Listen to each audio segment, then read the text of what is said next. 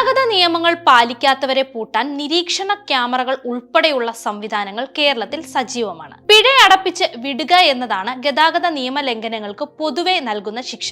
അപകടങ്ങൾ പോലുള്ളവയ്ക്ക് കാരണക്കാരായാൽ മാത്രമാണ് നിയമ നടപടി ഉൾപ്പെടെയുള്ളവയിലേക്ക് കാര്യങ്ങൾ നീങ്ങുകയുള്ളൂ.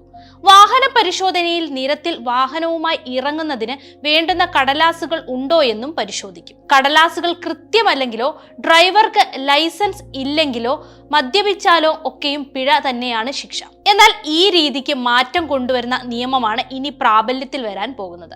വാഹനങ്ങളുടെ ഇൻഷുറൻസ് പേപ്പർ കൃത്യമല്ലെങ്കിൽ ഇനി മുതൽ പിഴയടച്ച് രക്ഷപ്പെടാൻ കഴിയില്ല. ഇൻഷുറൻസ് ഇല്ലെന്ന് കണ്ടെത്തുന്ന വാഹനങ്ങൾ പിടിച്ചെടുക്കുന്ന നിയമമാണ് വരാൻ പോകുന്നത്. രാജ്യത്ത് ഇൻഷുറൻസ് ഇല്ലാത്ത വാഹനങ്ങൾ വർദ്ധിച്ചു വരുന്നതിനാലാണ് ഈ പുതിയ തീരുമാനം. ഇൻഷുറൻസ് ഇല്ലാത്ത വാഹനങ്ങൾ പിടിച്ചെടുക്കുന്നത് ഉൾപ്പെടെയുള്ള നടപടികൾ നിർദ്ദേശിക്കുന്ന തലത്തിൽ മോട്ടോർ വെഹിക്കിൾ ആക്ട് ഭേദഗതി വരുത്താനാണ് നീക്കം. ഭേദഗതി വരുത്തിയ പുതിയ നിർദ്ദേശങ്ങൾ വൈകാതെ തന്നെ എല്ലാ സംസ്ഥാനങ്ങളിലെയും ഗതാഗത വകുപ്പ് മന്ത്രിമാർക്കും ട്രാൻസ്പോർട്ട് കമ്മീഷണർമാർക്കും കൈമാറും. ഇന്ത്യയിലെ മൊത്ത വാഹനങ്ങളിൽ 56% ഇൻഷുറൻസ് കവറേജ് ഇല്ലാതെയാണ് ഓടുന്നതെന്നും ഇത് ഏകദേശം 16.5 കോടിയോളം വാഹനങ്ങൾ വരുമെന്നുമാണ് 2025 സുപ്രീം കോടതി കണ്ടെത്തിയത്.